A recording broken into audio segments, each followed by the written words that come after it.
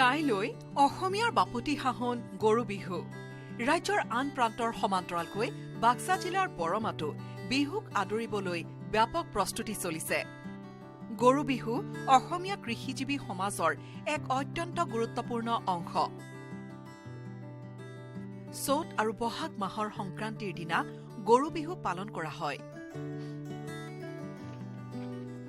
অসমৰ গ্ৰাম্য সমাজৰ অন্যতম উৎসৱ এই গৰু বিহু।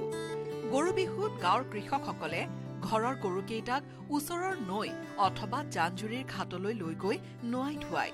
দীঘলতি মাখিয়তী পাতেৰে গৰুৰ গাত কোবাই লাও বেঙেনা খুৱাই ঘৰৰ গৰুকেইটাৰ দীৰ্ঘায়ু আৰু ন-শক্তি কামনা কৰে।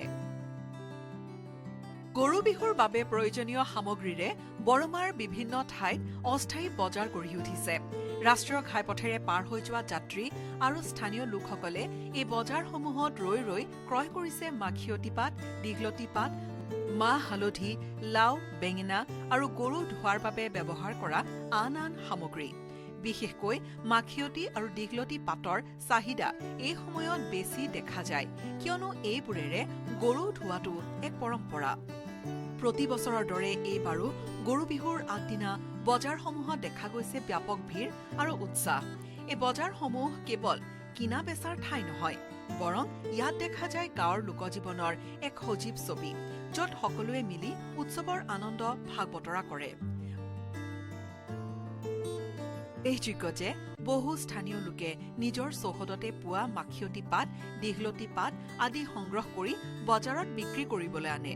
তাৰ লগতে বহুতে নিজ হাতে তৈয়াৰ কৰা গৰুৰ বাবে নতুন পঘা আৰু আন আন সামগ্ৰী বিক্ৰী কৰিবলৈ লৈ আহিছে। গৰু বিহুৰ এই প্ৰস্তুতিয়ে অসমীয়াৰ পৰম্পৰা, কৃষিজীৱী সংস্কৃতি আৰু সামাজিক একতা দাঙি ধৰিবলৈ সক্ষম হৈছে।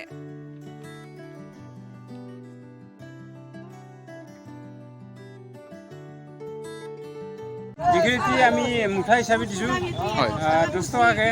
দীঘলতি মাখিলতি তাৰা মিক্সাৰ কৰি 10 টকা মুঠা কৰিছে। তাৰপৰা বেঙেনা কিবা দুইটা বিট আছে, এক টপলা কৰি 10 টকা। কালি গৰু বিহু পাতিব। কালি গৰু গা ধুৱাব ৰাতিপুৱা মোটামুটি 7টামান বজাত। কেনেকুৱা প্ৰস্তুতি? কেনেকুৱা বস্তুটো গা ধোৱা অৱস্থাত মালা বনাব, মালাটো হালা বদল কৰিব। বজাৰত লৈ আহিছে আজি? বজাৰতো আমি এতিয়া বস্তু আনিছোঁ এতিয়া। হয়, আৰু আছে আমাৰ বস্তু। হয়, কি আনিছে? যিখিনি লাগে সেইখিনি গোটেই আনিছে। আপোনাৰ নাম? গোটেইখিনি দীঘলতি, মাখিলতি, তৰা আৰু বেঙেনা, কাজল বড়ি, হালধি।